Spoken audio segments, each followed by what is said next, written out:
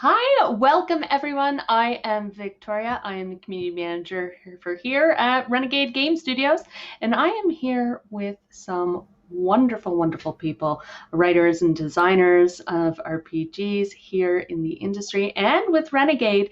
And we're here to talk to you about RPGs, storytelling in RPGs. And in this little panel, we're going to be looking at two different perspectives.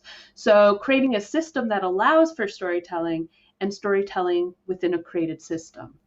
So why don't we introduce ourselves, starting with Elisa? Welcome. Hi. Hello, everybody out there. I'm Elisa Teague. I am a game designer, role-playing game author, and the brand new senior producer of role-playing games for Renegade Game Studio. Welcome, welcome. And KRISTEN. Hi, thanks for having me. I'm KRISTEN DEVINE, and I am a game designer, writer, and podcaster. Banana. Hi. Hi, thanks for having me. I'm Banana Chan. I am the owner and co-founder of a small box board game publishing company called Game in a Curry. We also do RPGs, and I also write, design, develop RPGs and small flavor text type stuff for board games. Yeah, because you not just flavor text stuff, you wrote a whole interactive story for Well Said. Yeah. Yes, and short stories as well. Yeah. All right, so let's jump right into the meat of this, because this is something I love, storytelling, and I love narrative design, and so I'm thrilled to be able to chat with you and pick all of your brains. So role-playing games, they're for telling epic stories about people and creatures that we are not in real life. You know, they're a codified way of playing make-believe, like we used to when we were children. So what are the main principles that you follow to ensure that these stories that we want to tell and have always wanted to be able to tell when approaching a new system? Who wants to jump in first? I'll jump in first. All right. Comfortable silence. When you're saying when you're approaching designing a new system or playing in a new system? When designing a new system, I want to make sure to encourage the role-playing aspect of the words role-playing games. I always say, role-playing game as a statement, as a thing, you definitely need the game part there. The game is what moves things along, the mechanics, anything behind there, whether you're rolling dice or pulling cards or doing something else. The game part is important because it moves things along and gives an objective. But the role-playing shouldn't be ignored in the title of that type of game.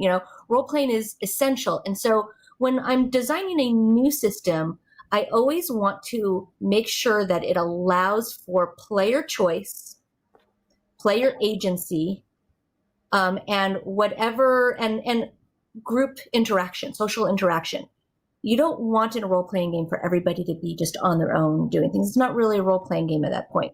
It may be, another type of storytelling game, but it's not really role-playing unless everybody is playing that role. So you want to make sure that you are putting in mechanics in there, but you're doing so in a way that incorporates everybody's thoughts and desires to move the story. I see you nodding your head a lot. Oh, yeah. Go ahead, Banana. Yeah, I know. I totally agree with that. And what I was going to say was I've mentioned this before, but treating the mechanics and the RPG system itself as like a medium for storytelling. So like treating it as like how, in film and television, we have, that sort of medium, like we treat the camera as like one of the mediums of like a way to tell a story, treating the systems themselves as like the thing to tell the story, and encourage players around the table to sort of collaborate and talk about their experiences. That's what I enjoy doing when designing. I think like giving players or GMs if there is a GM, sort of like an outline instead of like having everything like spelled out for them is always nice, just so that they can create together with the players and not just be the person to make the decisions for everyone. Mm-hmm. KRISTEN? Yeah, I think that I agree with both of those things. I also think that encouraging a session 0 when you're designing a game, kind of spelling that out for the GM, again, if there is a GM, so that way that can help guide the group to build relationships, go over safety tools, and really lay the foundation for being able to tell a fantastic story and make sure everyone's on the same page of what kind of story they want to tell together. Mm-hmm. Exactly. Yes. Session 0. And I like that more and more games are building that into the actual book. And kind of codifying that so that people are going, oh, and it's normalizing it as well, because it's in front of us. And I really enjoy that is something that is being now added into everything. So what are some examples, since we talked about those principles of design to help encourage that storytelling, what are some examples of Renegade games that follow these principles? And what are some of those aspects of these games that stand out to you? And like, why do they stand out to you so much? We want to start with KRISTEN this time? Sure. I think several of them do, but Kids on Bikes comes to mind.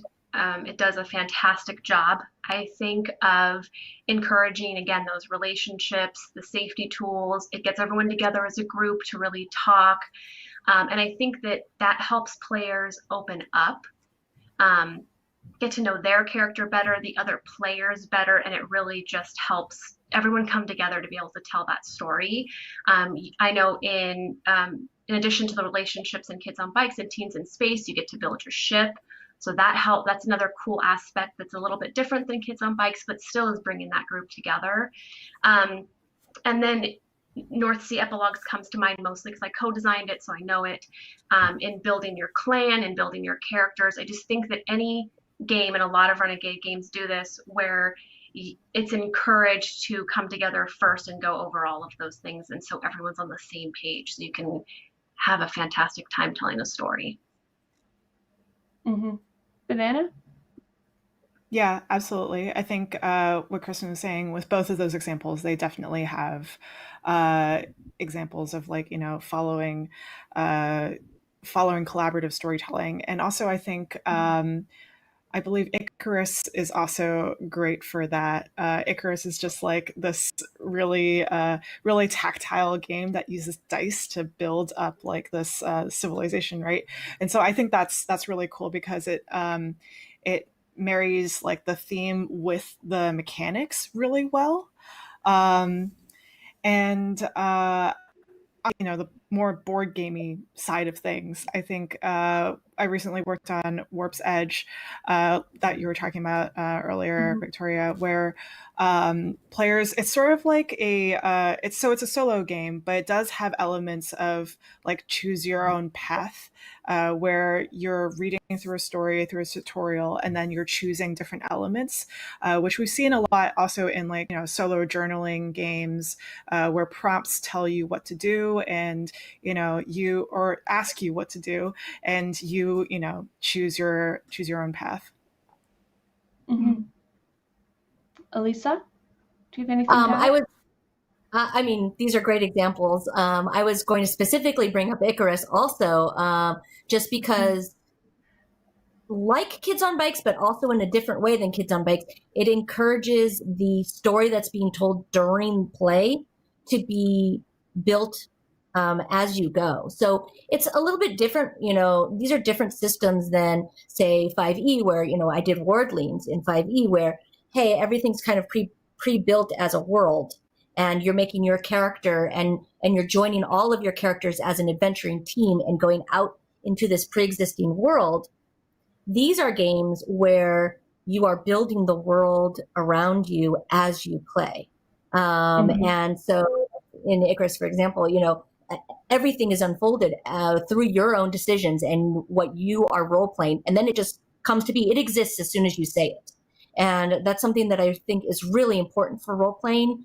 In general, I have a couple principles based on like improv that I think are really important. One of which is, the yes and thing, which I won't get into too much because it doesn't apply to this question exactly, but also making a statement. Like you make the statement and it exists. You don't want to have your players just say, well, what if there's this, or where are we going? Instead, we're saying, I'm going to go to the coast, and at the coast, there is a wizard that I need to meet.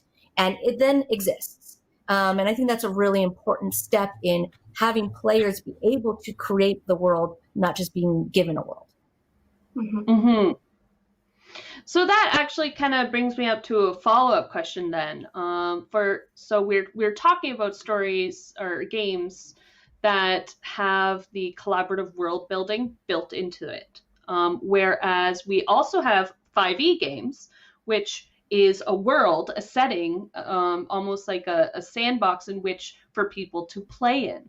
So when you are designing something like this from a story perspective, what are the differences when you approach these? I think that they're really different. I don't know. It really depends. I think that each type of game needs its specific type of system. And it's really important for designers to choose the system carefully.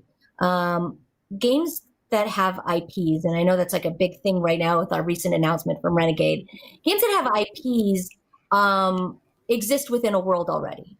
All of these things are laid out. And while we want players to enjoy that world as like a sandbox world, like we said, players aren't inventing new antagonists to deal with, because those antagonists already exist within that IP.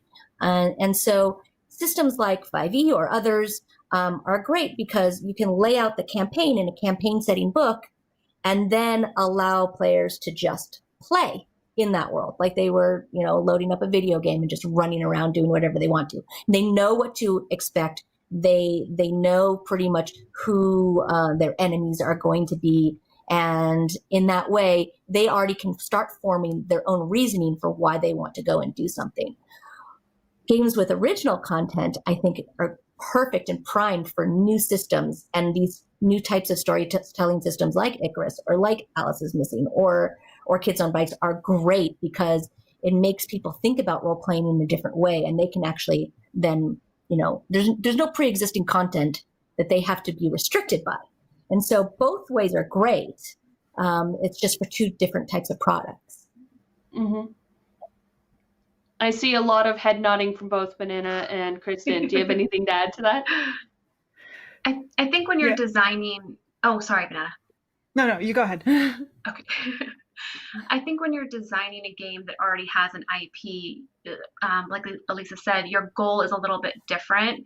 Hopefully you're passionate about that IP and you're coming to it because you want to be respectful of the world that's already been created and you want to help folks tell a story within that world. Whereas if it's a new world, like mentioned, then it's wide open, right? And so you get to just... It's almost harder, I think, in a way, to go with an open world because you have to then make up all this new stuff and give your players some guidelines, because although we want them to be able to be creative, you have to help guide them on this journey, right? So it's just a different part of the brain, I think, you use when you're designing for those two things. Mm-hmm. Yeah. I think an example that comes to mind for me is Dialect from Thorny Games, where you are building a language together, but over time the language and the language is also dictated by things about the community, right? So you're building this community together, so the setting and the world changes and evolves as the players play, and as you're playing, the language evolves too, so that certain things might die out, certain parts of the language might die out, and that means that certain parts of the civilization is also dying out, right, and changing or evolving. So I think that yes, it there are like, ways to play with like all these like, open systems where there aren't like, there isn't like a lot of handholding when it comes to like settings and like worlds. But yeah, like KRISTEN was saying, it is a little more difficult. And I think that like some games do a really good job with it. Like Dialect is just gorgeous. I haven't played that one, and now it is on my list because it sounds right up my alley. Yeah, it is sounds very like good. A lot of fun. Yeah. Okay, so that brings us. So that's a great segue into playing games. So we've talked about the design principles of creating that space for people to tell stories in. So let's talk about playing those systems and creating stories in them. So a lot of you have written for the various forms of Kids on Bikes, let it be Kids on Bikes, Teens in Space, or Kids on Brooms. And you've written their pre-written adventures. So what are the ways that they can foster collaborative storytelling with players like GMs using those pre-written adventures? Jimena? So the route I usually go with the Kids on Bikes modules that I write, they usually start off as jokes with Doug. So it's usually like me trolling Doug and saying like, can I do this thing? And he almost every single time is just like, yes, you can do the thing. But it's like taking the Kids on Bike system and like using it or reskinning it to something else. So I wrote a module called Dads on Mowers, which is still set in like the suburban neighborhood.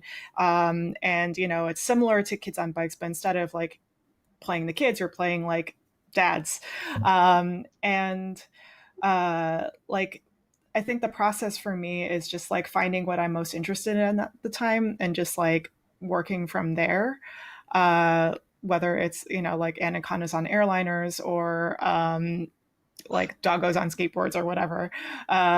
It's just like finding what's most interesting to me.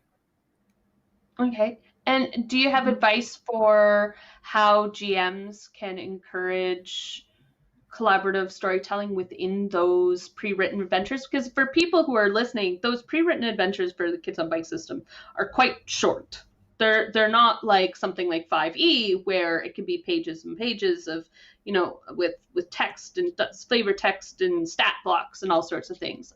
Kids on Bikes are often maybe 2 to 4 pages, and that's tops. And they're just quick little scenarios that you can use. So there are a lot of people who are scared by that because they're not used to that. So what would you say to help encourage people to open up to that wide world of very little prep? I think that's the beauty. Oh, sorry. Sorry. Do you want to go ahead? No, go ahead. No, you go ahead. I don't want to talk over anybody. I think that's the beauty of Kids on Bikes. The modules for Kids on Bikes aren't like modules you'd find in like heftier systems where they kind of tell you exactly what's going on in every single place somebody wants to go. They're really like story prompts and plot hooks, right? I wrote one as well for Kids on Bikes and also based on sort of a joke. So I think that's where we were inspired by. Mine was inspired by something from my childhood. Mine was Double Trouble at Skateland, and it was inspired by my actual history as a young kid, a young teen. I used to hang out with my friend at Skateland every Friday night. We would go roller skating, and everybody there thought that we were vampires. And so I wrote that module, that setting based on that. Like, oh, what if there were vampires at the local roller rink, right? And that was fun, but the way that the system is set up is, hey, we're giving you these prompts, we're giving you plot hooks, we're giving you possible bad guys, and possible allies, and what do you get to do with it? And you can do anything you want with it. And as a group, you are, building out that story. And I don't think that I can understand why people would, be a little anxious about not knowing what to do. But when you get everybody around a table, instantly your players start taking off, and anybody running the game will know where to go. Honestly, I just let players go with it themselves, and they use me as, just the guide to move them along. But you don't need somebody to move you along if everybody's participating. So yeah, that's why I love those types of games. Mm-hmm. Mm-hmm. I'm going to let you jump in, but before, we have a comment on Doggos on Skateboards. How have I not heard about this? That does exist, and you can find it on our website as part of Free Content Fridays, so you can just download it straight from renegadegamestudios.com. All right, Banana, go ahead. I was going to say quickly that it would be good to sort of like how I usually run games. I usually treat them sort of like as a TV show. So like if you're treating it as like these sort of short experiences where each session is probably like a part of a larger anthology, or maybe it's like just that one episode, that sort of helps frame things a little bit. Mm-hmm. KRISTEN? I think picking something you're passionate about would be advice I would give to someone that's going to be trying to run a game that maybe they're used to something like 5e that has a little more prep or a little more structure, and they're coming to this more open world. Pick something you're passionate about, which is the same advice I give for writing. So like when we wrote Kids and Tunes for Kids on Bikes, the biggest thing about Kids on Bikes to me is that nostalgic feel that you get. Like I instantly have an emotional reaction to Kids on Bikes. So Kids and Tunes takes me back to the 80s or the 90s and your favorite cartoons. And so if you're looking for an adventure to run with your group, come across something that like makes you feel something you're excited about, because that's going to help you get over the nerves of not having as much structure as you're used to. Mm-hmm. All right. So that what are ways that GMs then can foster collaborative storytelling at their table? Questions. Yeah. I think asking prompts. Your players lots of prompts. What does that look like? What is the name of that? How does that make you feel? Lots and lots of questions to get conversations going. Agreed. That's also where I think when I was talking a little bit earlier about like the yes and thing for improv, that really comes into play there, because I think that GMs should encourage their players to not stop action ever. And the GM shouldn't either. Anytime a player says something, everybody should be encouraged to say, yes, that's happening. And now this is happening because of it. And it makes it so that the conversation goes on, the story building goes on, and there's no standstill. You can't say, well, okay, I found a box in this room. And everyone's like, okay, yeah, you found a box. What the reaction should be is, yes, and when I looked in the box, I saw a puppy. And then someone said, yes, and that puppy I recognized from a missing poster, a couple weeks ago. We should go and find the owner. And then the story just tells itself. And those are just like off the top of my head, but like that's how it should be. It's like everybody should be just like, yes, that is true. And this is what happens from it. And it makes it so that everybody is involved, and the story continues and goes on. And again, the GM doesn't have to do too much, except if they're looking around at a bunch of players that are afraid to do that yes and, they should encourage the yes and by moving the story along, giving their own and to what's happening, and then maybe players can go along. The benefit of the GM is that they know everybody's characters, and hopefully their and can insert a little hook that the different characters around the table, the players around the table, would be interested in. Say, oh yeah, well, my character loves dogs. Of course I want to help, and that would encourage them to, jump in a little bit if a player's a little bit shy. Mm-hmm. Yeah, I definitely agree with that. I think Also, like when players roll, if there's like dice in the system, asking the player, like, say they succeed, what does it look like when you succeed? Or if they fail at a roll, what does it look like when you fail at a roll? And if there's like, if it's like an in-between roll, then you could say, oh, you succeeded the thing, but what's the weird thing that happens? Or like, what's the thing that, what's the wrench that gets thrown into your plans that messes everything up? So I think, yeah, going on what everyone else is saying, definitely. Yeah, that's something that I love is that failing forward, is allowing that. So someone, okay, they fail a roll, but let's not let the game stop because someone failed a roll. Okay, you succeed, but at what cost do you succeed at that point? I love that. Sorry to have cut you off, KRISTEN. Go ahead. No, I was going to say the same thing is as a GM, making the fail be fun, right? Like I've been role playing with my 7-year-old since he was 4, and that's been the hardest lesson, and trying to teach through example is when he's GMing and I fail a roll, I get excited about it and I make it silly or funny, or, and that's teaching him to, when he has players outside of me one day, hopefully, to make fails fun. And then the storytelling is fun, and people aren't discouraged, and the mood of the group doesn't go, oh, because you rolled a 1. It's, oh, you rolled a 1. How do you fall instead of defeating that person with your sword? So I was just agreeing with you, Victoria. Oh yeah, no, we just in a big agree fest. This is great. I like it when that happens. So what are some ways then, because a lot of people use pre-written adventures, what are some ways that you can inject that collaborative storytelling into a pre-written adventure? So let's say it's a 5e adventure. Let's say it's 5e Power Rangers adventure. We've got something for you. It's out there. You're playing it. How can we get that yes and in there when you've already, as a GM, have what's written out in front of you? I'll jump in again. I feel bad jumping in first each time. I have a lot to say all the time. Sorry. Well, look, I'm going to say something controversial. Everybody tuning in gets to hear it. So I grew up playing role-playing games since I was 13 years old. That is, don't do the math, over 30 years. And I grew up with a group of people that played, and we didn't play with modules.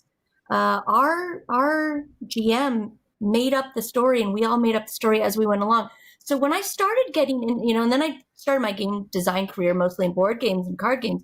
And when I, started dipping my toe into role-playing games, it was really weird for me to write modules, because I felt like, oh no, I'm basically telling everybody what to do.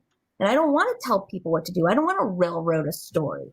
But after, a few writing assignments that I had, I started realizing that you don't have to write or play a module in a railroad fashion. It's really there as a guideline.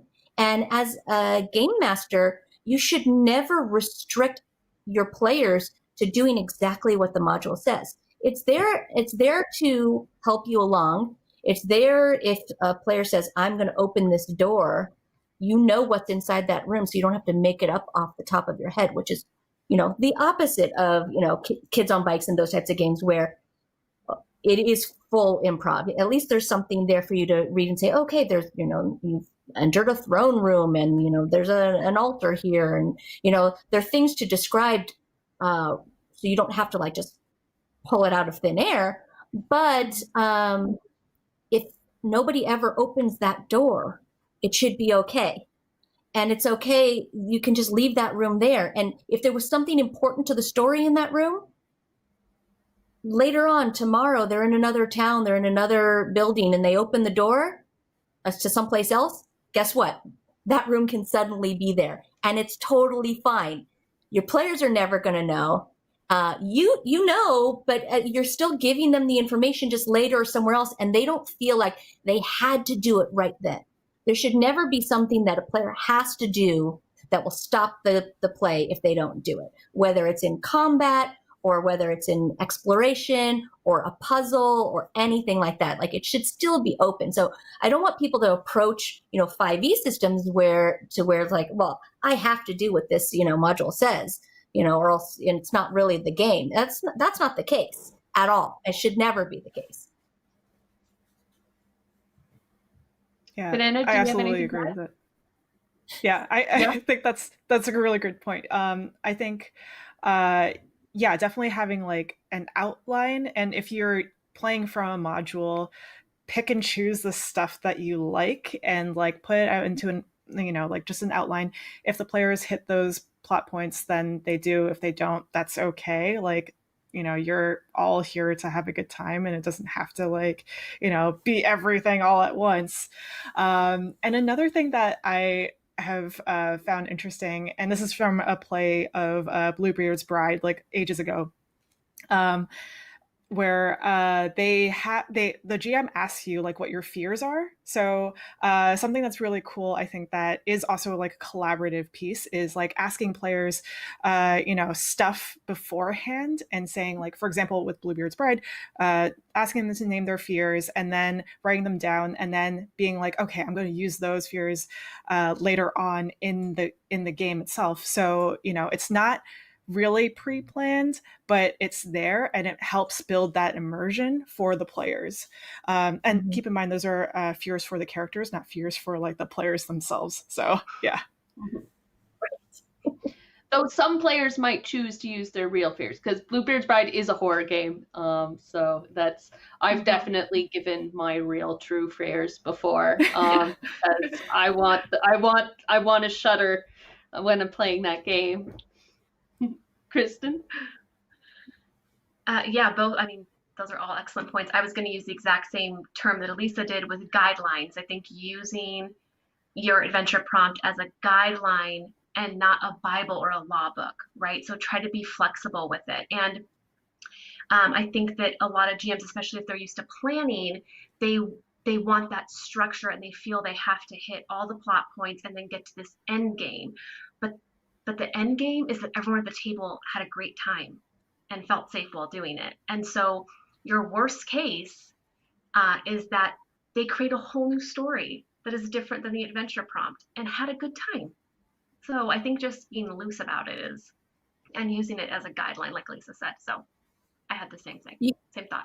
You kind of have to, because I've DM'd a lot, and in my experience, I've never had a group that has not completely blown apart the story by doing what they want to do anyway. I mean, yes, it's your responsibility as the GM to, again, make sure that those plot points get put in somewhere in the end. But whether I'm running a group of, my kids' friends, all teenagers that just want to, like, murder hobo their way through a town and kill off important NPCs that have information for them, which happens all the time. Or I'm playing with a group that just wants to take things in a different direction than I originally planned.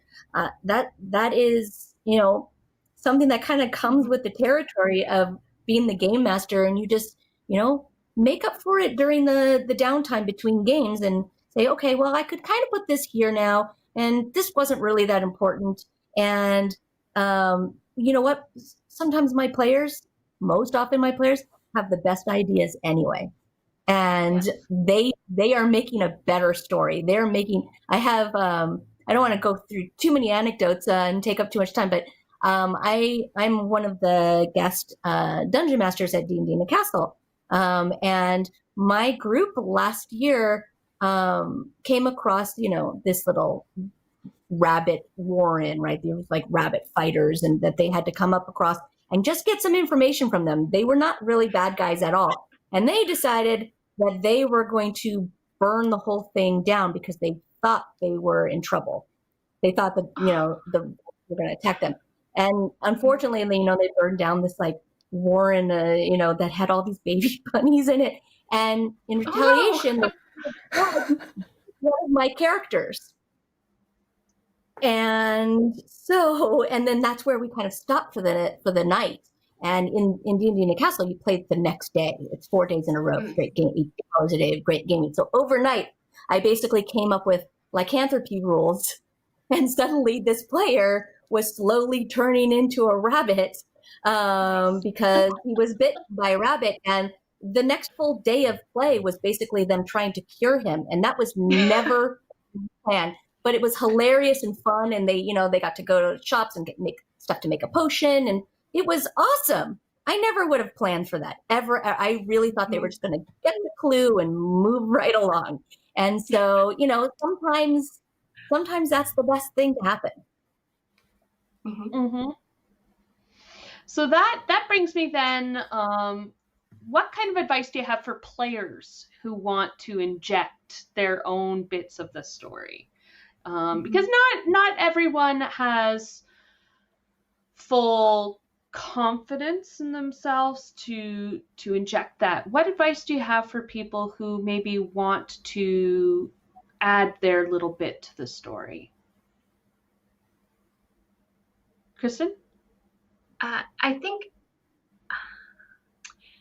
I was going to say saying what's on your mind. Like when you have an idea, just put it out there. But I hear what you're saying about not everyone is comfortable with that. I still get super nervous playing with a new group. So I think one piece of advice is if you have time ahead of time, like if you're doing prep work for the game or between sessions, then maybe talk with your GM to kind of get a little more comfortable, or talk to another player, bounce your ideas off them. What if my character did this? Or what if our character had this side friendship and we go on this quest? And that way it kind of gets you more comfortable with sharing your ideas and starting that collaboration until you're more comfortable in game, just kind of speaking up and saying what you think or what you'd like to see happen. Banana? Yeah, and I think going off of that, like when you're in the game, chances are you're probably going to roll a few dice that, aren't going to be in your favor. But I think that, the cool thing about RPGs is that you have the chance to play to fail or play to lose. And I think that's what separates RPGs from, other forms of games where, even if you're character isn't doing so well, then you can definitely make an interesting story based around that. So definitely going for, if you wanted to do like a sad story or like a silly story with a lot of failure, then definitely go for it. I think that something that's really important that you said was that people are afraid to speak up. They're afraid to, ask their questions or tell their stories. And that happens with a lot of new players, but it happens with players that are experienced as well. A lot of people in general suffer with these types of anxieties and, stage fright. I have terrible stage fright. A lot of people wouldn't assume because I do panels all the time. But when I first started doing this, it was so terrible for me that, I would get physically ill before going on stage at a convention, to talk. And so it takes practice. And I think that it's really important for players out there to know that nobody is like instantly perfect at role playing the first time they play or the 100th time that they play. And that's okay. And as a game master, if you are seeing that, one player is not really speaking up a lot, try to focus the attention of the story on them. Give them the opportunity, ask them a direct question. Or if you see that that's making them feel a little uncomfortable, I think that what KRISTEN said, between games, before games, set up in your session 0, goals. That's one thing about 5e that I really love is that during character creation, everybody sets up their personal ideals and bonds and their goals for their character ahead of time. And that is built into the system, which is really important. But there are things that you can do in between games that are in character. That's really fun. Like your player could just get a note in the mail. It could be an email, or you can use snail mail or whatever. Or if you can want to drop something off at their house where, it's a letter from one of the NPCs written directly to them that says "write back" at the end, or we await your response, and encouraging them to respond in character with what they would personally do or what they would personally say, gives you an artifact, an in-game artifact that you can bring up in the next session and say, the Duke of whatchamacallit, just received this letter, from one of you. And then that will just like start action right there. And then, there could be accusations, or it's like, oh, what did you do this time? Any of those types of things that can kind of encourage people to include that player and therefore that character. That's a great idea. I love bonds as a GM. Bonds are some of my favorite things in 5e. I latch on to those, and they will end up in the game at some point in time because it's a good way to draw your players in and their backstories in, and it also gives them something to grab onto and bite into and be involved in the story. Bonds are my favorite. Now, the characters that that's another one last thing just to jump in. It's like I always ask my players, tell me one other person that outside of your adventuring group anywhere in this world, whether it's somebody you grew up with or a long-lost cousin or your parents or whoever it is. Who are they and where do they live? And whether it's that week or a year and a half from now, they will come up. Mm-hmm. Oh, can I say one quick thing? Oh, yeah. I was about to say, is there anything else you want to add? So please add away. Just on the advice for players, if you're playing a game like Kids on Bikes, where you have that opportunity in session 0 to establish relationships, and you are a little nervous, in Kids on Bikes, you can choose what type of relationship you have, right? You can be neutral, positive, or negative. And if you choose positive relationships with everyone, or positive or neutral, if you're nervous or as a new player, then it kind of helps in game to set the tone of everyone being like on the same side. And I think that helps ease people's nerves a little bit when they're starting out. So that was it. Yeah. Is there anything else anyone wants to add before we start taking questions? No? All right. We have a question from KRISTEN Jones. How do you deal with players who try to take over? My first time DMing had someone who'd never played, kept trying to run my game and boss others. Does anyone have any advice for that? I do. I feel like you're smiling. I saw that smile. Go ahead. I did deal with this. I mentioned I was running a game for my teenage kid and his friends, and we did have an alpha player, right, who kind of spoke over everybody all the time. There were actually two of them that kind of yelled over everybody to each other, and at the time, I remember venting about it to my friends on Facebook and saying, I'm running this game for a bunch of 14-year-olds and, these kids, I feel like a school teacher.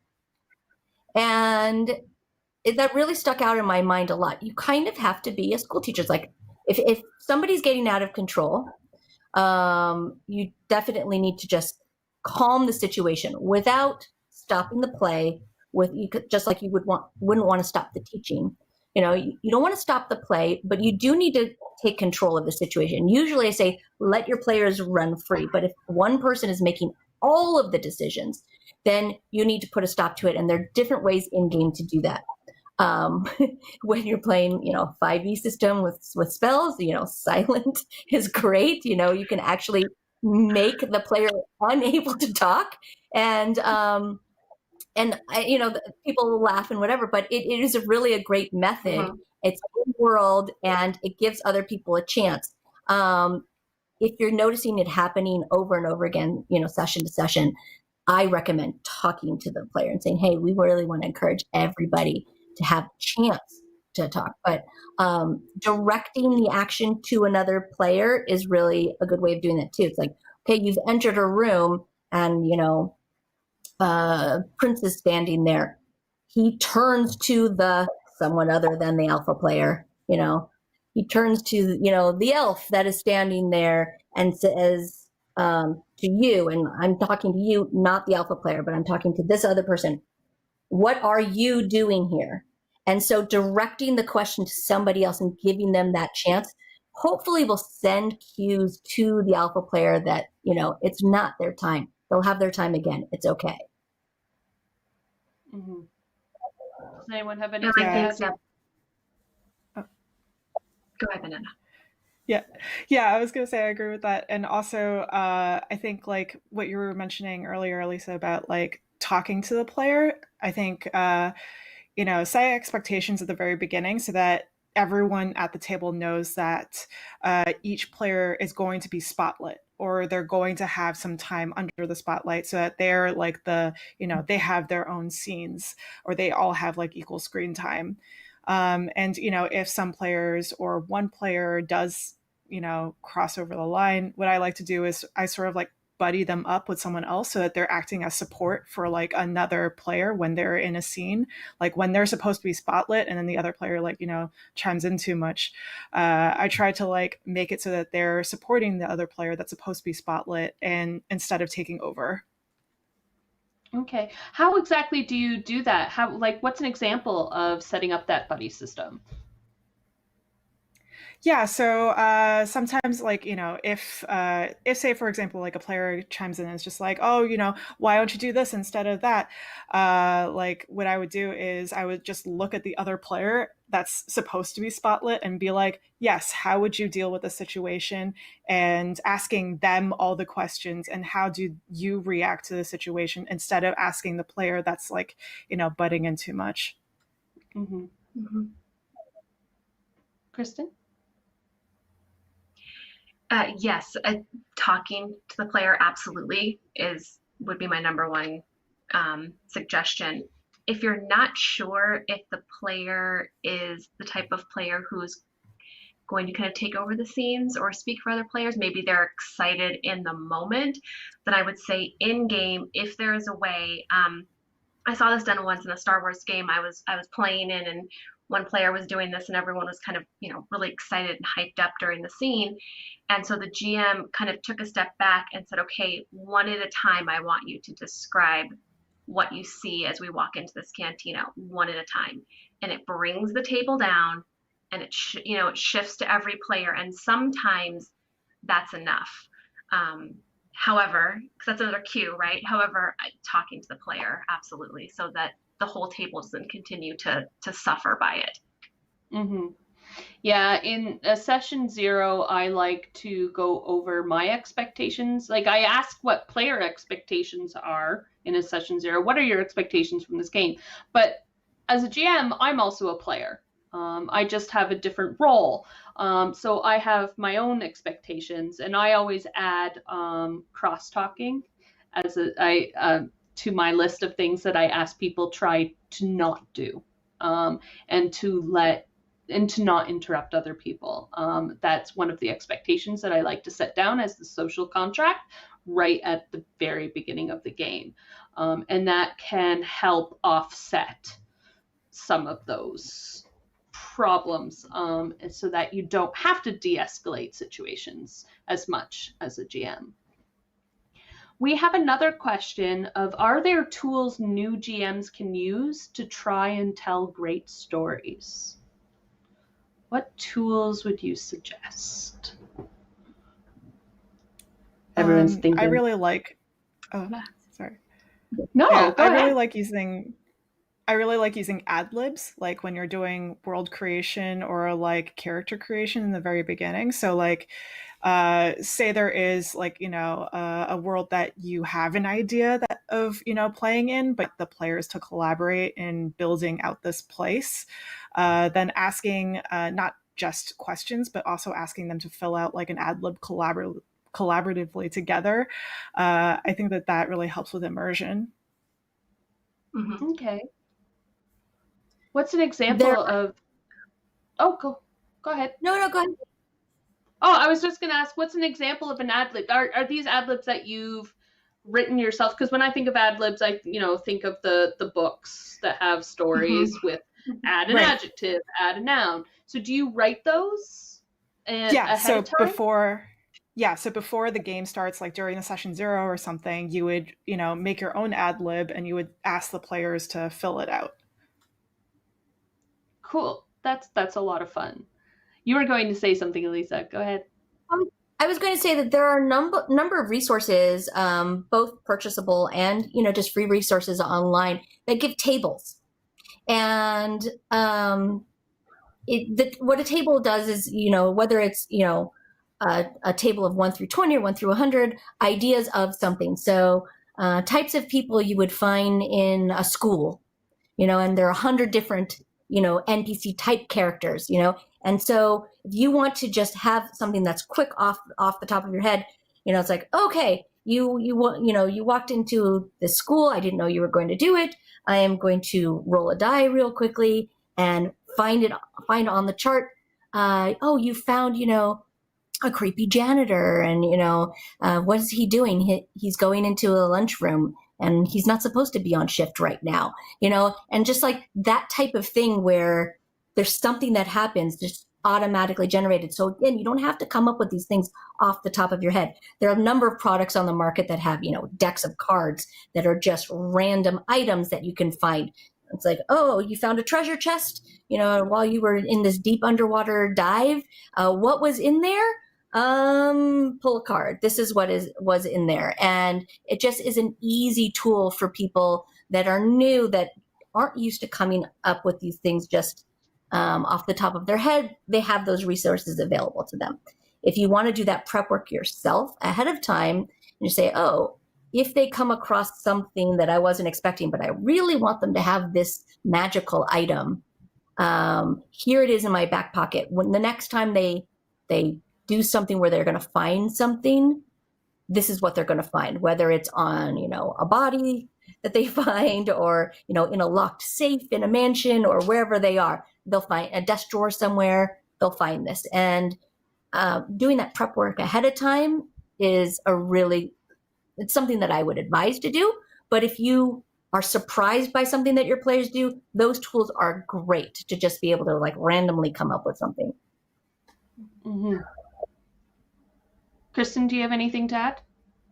Yeah, I think during session 0, maybe asking for people's touchstones, because I think telling an epic story, this is all in our minds, right? So we all could be picturing this battle scene different. Someone is looking at this like an anime, and someone is looking at this like it's historically accurate.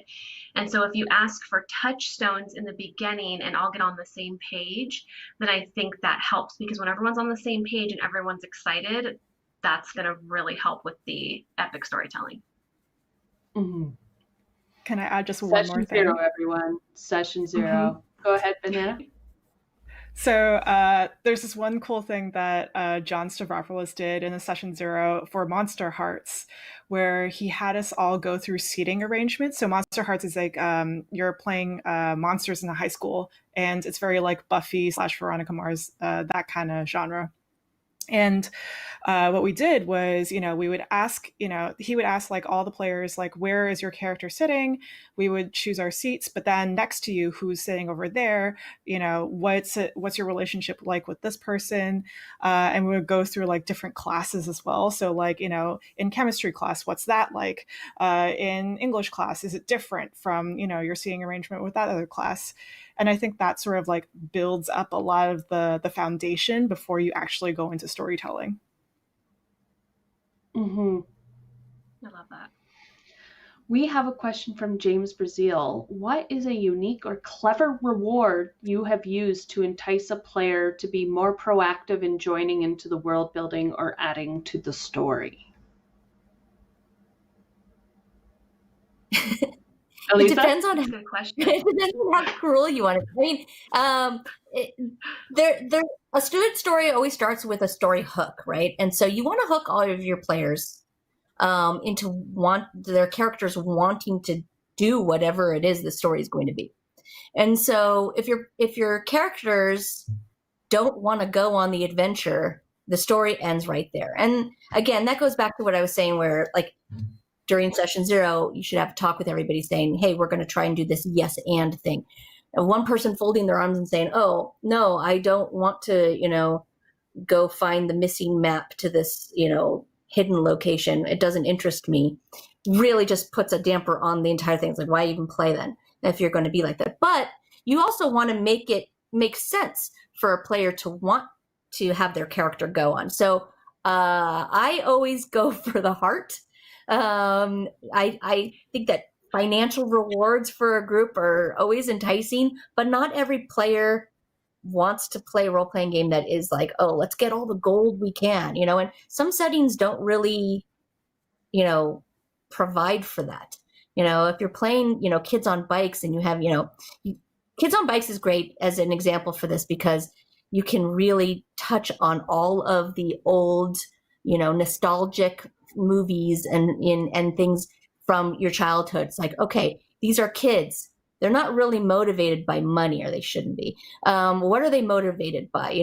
Think of like movies like The Goonies, right? Why do they go on this adventure? Well, their families are in trouble. Their homes are in trouble. And that is a great motivator. So it's in that way that I always go for the heart. It's like, okay, I'm digging into the backstory that you gave me, and I'm going to make somebody in trouble. And then you're going to want to help, whatever it is. And to me, that's the biggest motivator to get people involved, because I can point to a player and say, your little brother was, kidnapped and you need to go and find him, or he's missing. You need to go and find him. And that player should be immediately invested.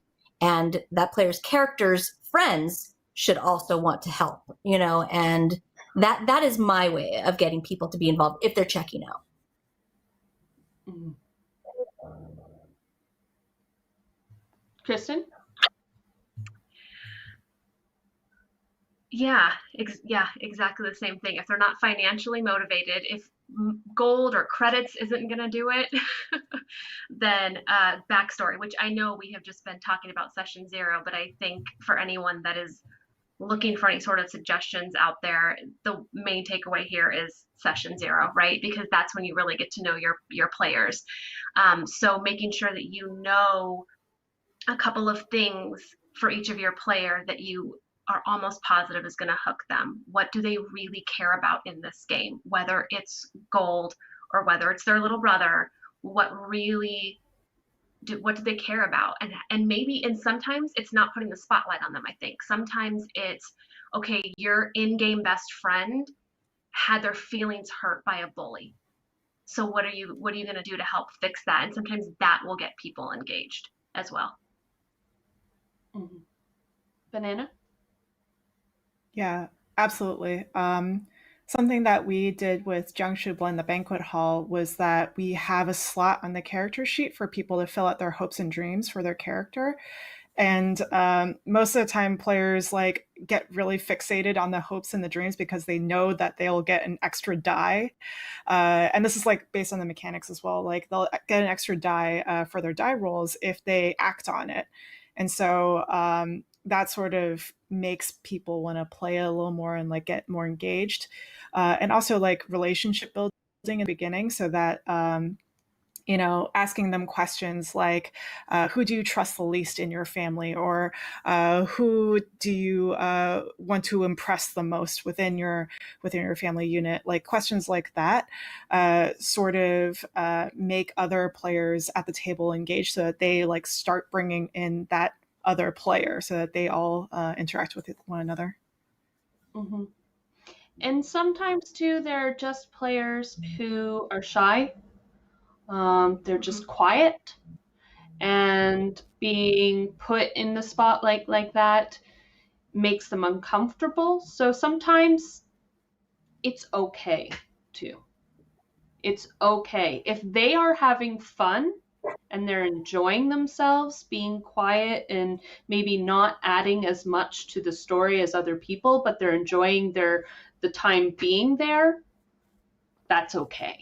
I think we need to remember that there are different types of people at the table. There are people who don't do it because they're being, like Elisa said, oh, well, I don't want to do that. And then there are other people who are just quiet by nature, and sometimes you just need to let them be quiet. Mm-hmm. Yeah, and what you just did was really important, because when you were showing the person that just didn't want to because they didn't want to, you leaned back and you folded your arms. Mm-hmm. But people that lean forward and are like paying attention and they're giving visual cues, that is something that a game master really needs to pay attention to. And unfortunately, in the situation we're in right now with the pandemic and everything and everybody playing online, it is really hard to see those visual cues. Even more so if you're playing on an amazing tool, Roll20 is awesome. But the one problem is that if you're not looking at everybody's faces, as a game master, it's really hard to tell when somebody wants to participate or conversely does not want to participate or is having a bad time. It's really important to try to pick up on those things because that's going to facilitate a better session for everybody and to make sure that everybody's really engaged in and wants to be there. And seeing when somebody's uncomfortable, even if you're using tools like the X card and things like that, those are actual things where it's like somebody has to put it in your face, and people sometimes are even afraid to use that tool, unfortunately. Just looking at somebody's face is really important. Like how engaged are they? Are they just being shy? Are they smiling the whole time but just not talking? And laughing at all the jokes that are happening and whatever, and they're obviously having a good time. They just may not have an idea. They don't want to be put on the spot for an idea, or maybe they can't express it well, but they're still doing great. That's fine. But if they're just kind of checked out, or they're looking at their phone, or they're doing something else, that's when you should feel the need to intervene a little bit and not necessarily call them out in front of everybody, but take a bio break, while everybody's up and getting a drink and going to the bathroom and doing whatever they're doing. Say, hey, is there something that you want to add to the story, or how do you feel about how things are going? Just ask, casually, and you'll get your answers. Mm-hmm. Yeah. Mm-hmm. Yeah, I think too. Sorry. Go ahead.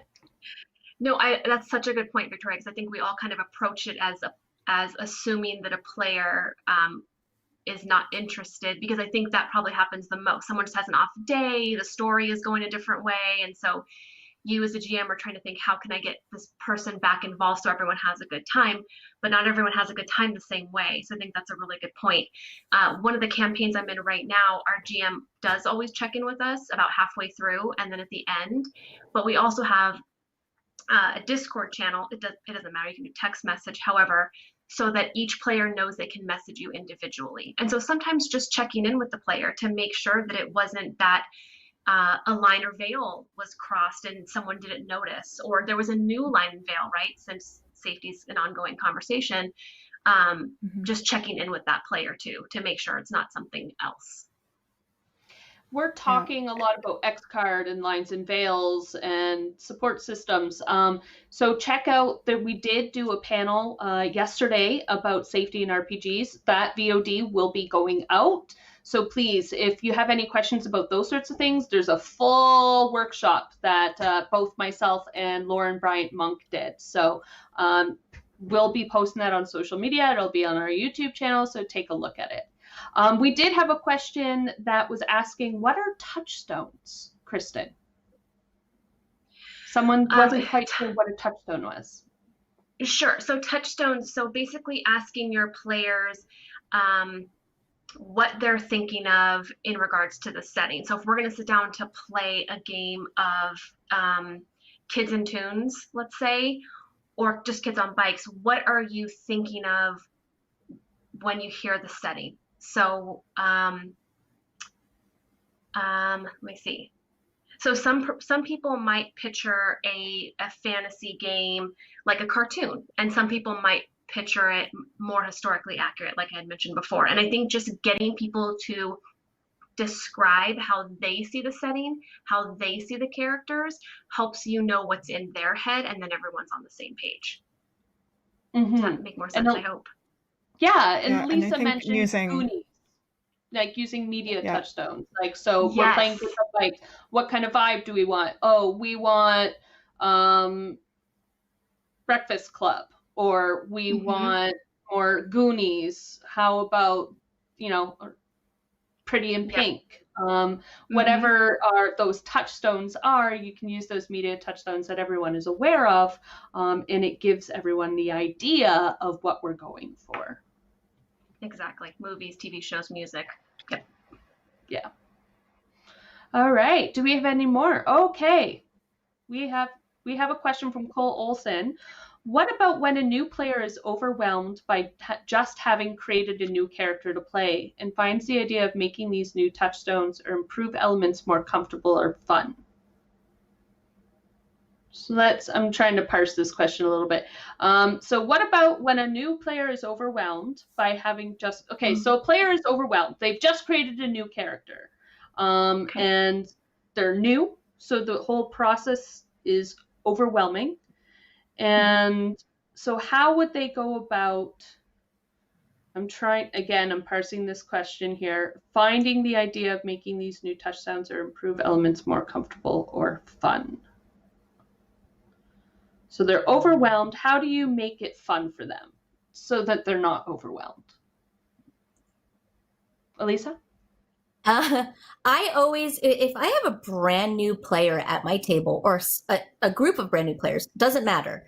I always do like a session 0.5, I guess. So after the session 0, where everybody's created their characters, we've talked about safety rules, we've talked about, what everybody kind of is expecting from the game. Before I start the adventure, I let everybody meet.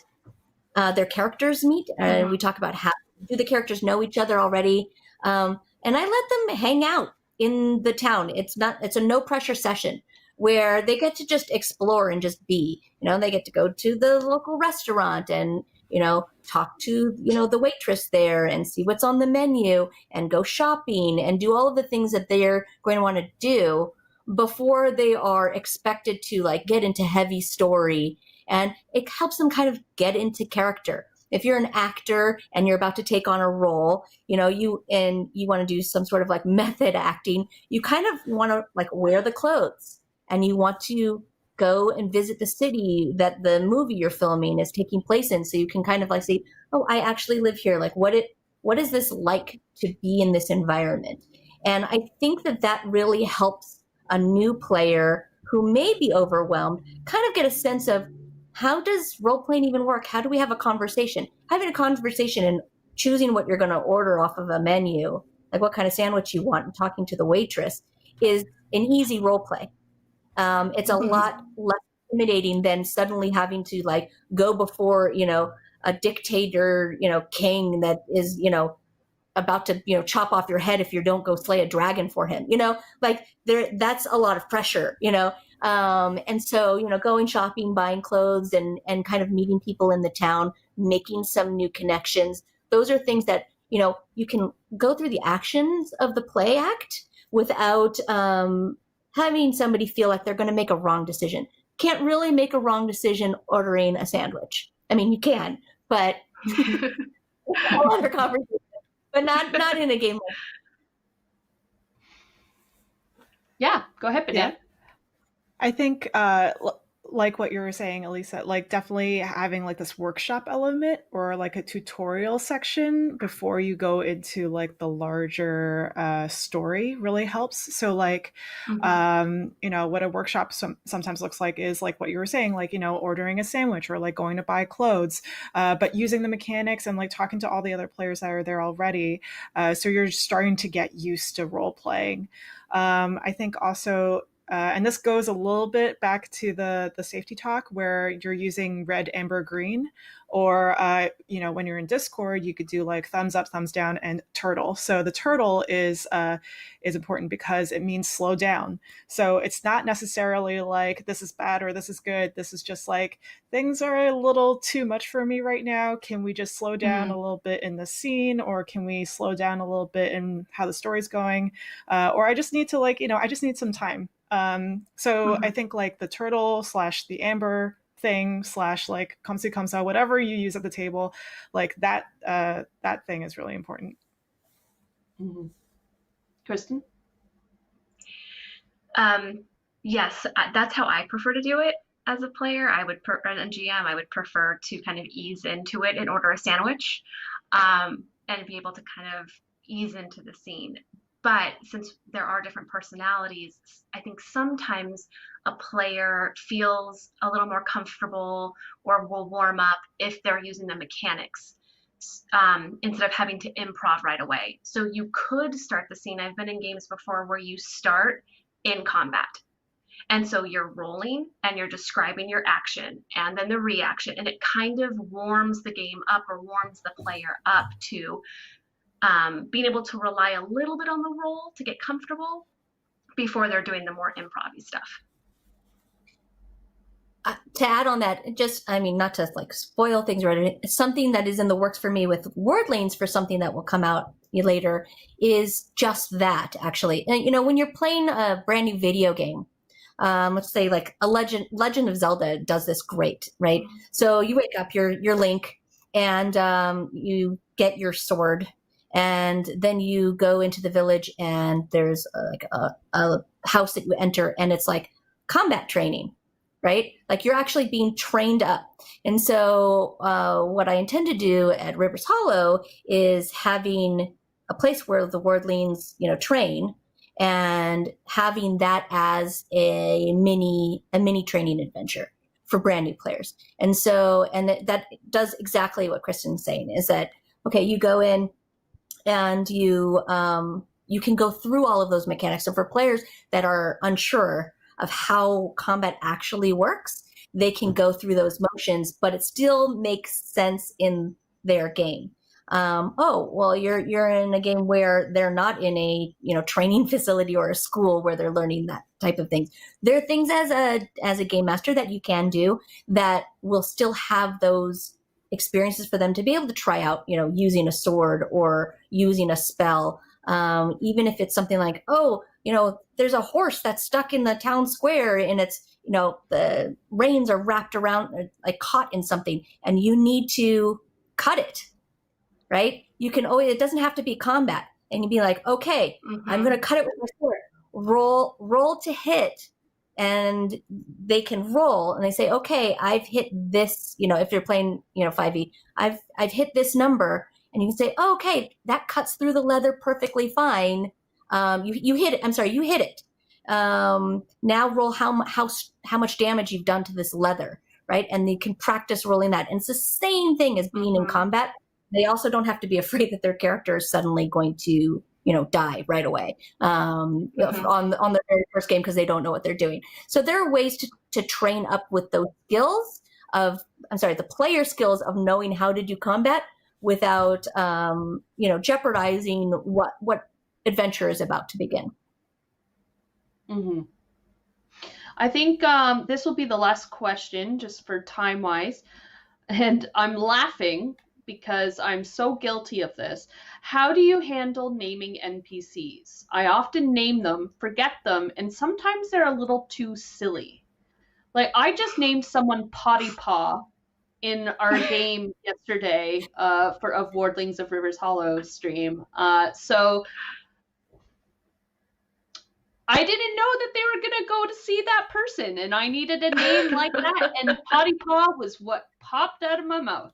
So I'm awful at this. I do not prep names. So what are other ways that other people can do?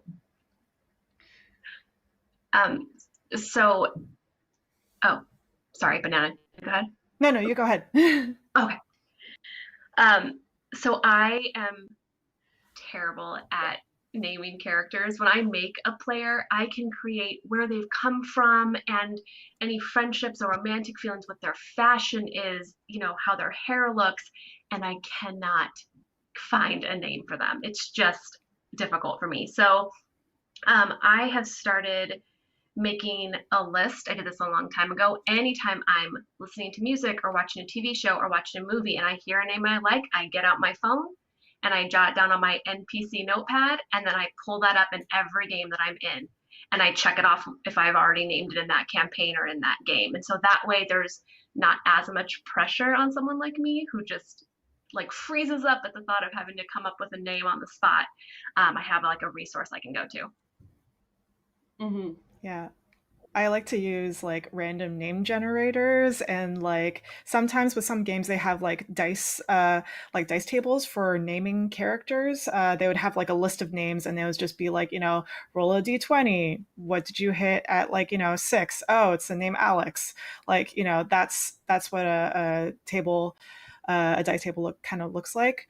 And also, I think just like using, like those quizzes online where it's like, maybe not quizzes, but they're like, what's the birth year of, like, what's your birth year, and then like, what's your favorite color, here's a name.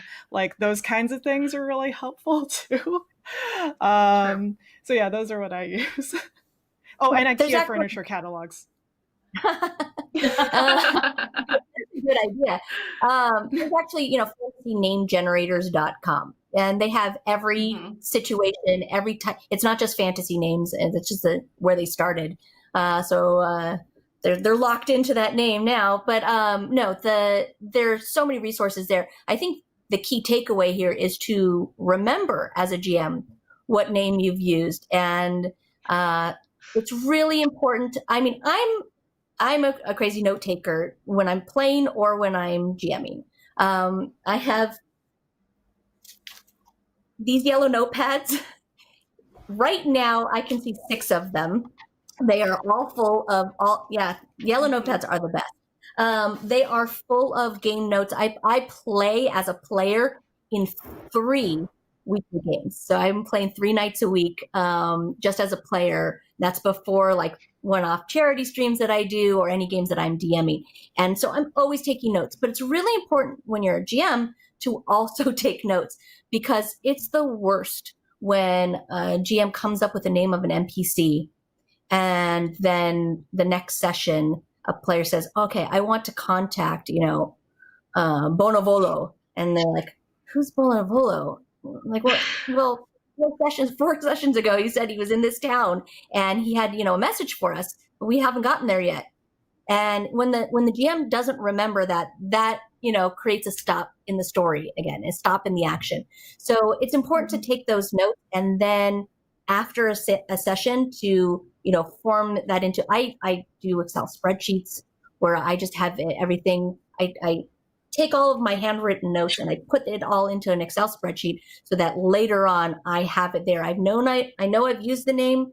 I know who that person is, what town they're in, what their goal is for the players, and it's there. But there are also lots of different resources out there, products you can buy, where they have, notebooks. Rook and Raven has a great line of products for both players and GMs to be able to actually fill out little character sheets for NPCs.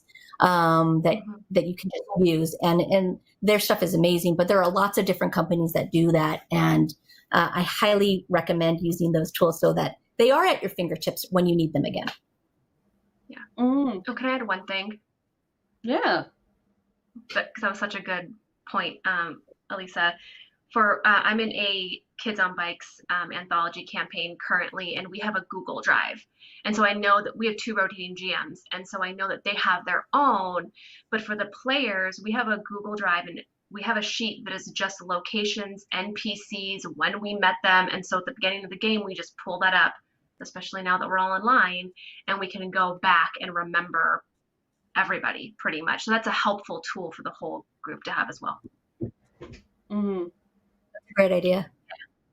Yeah, I feel like such a delinquent in comparison to all of you, because I just make people up on the spot. I write down their name, and then I hope that I get context clues from my players later on. I'm awful. That's how you got between Charlie and Perseus yesterday. It's very creative, though. Important, for sure. You're going to have to make things up on the spot, but writing them down is the key. Yes, write them down. At least write the name down, and maybe a small descriptor of who they are. All right, we have coming up next, it is the Vampire Rivals Expandable Card Game panel coming up. I believe that is what was showing up on me on a prompt from Chris here in the back Yes, that is. So stay tuned for that. And thank you so much, everyone, for joining us on this panel. Thank you, Banana Chan. Thank you, KRISTEN DEVINE. I said Christine, and I meant to say KRISTEN. So sorry, okay. KRISTEN DEVINE and Elisa Teague. Thank you so much for joining us. Thank you. Thank you. Thank you. Hi, everyone.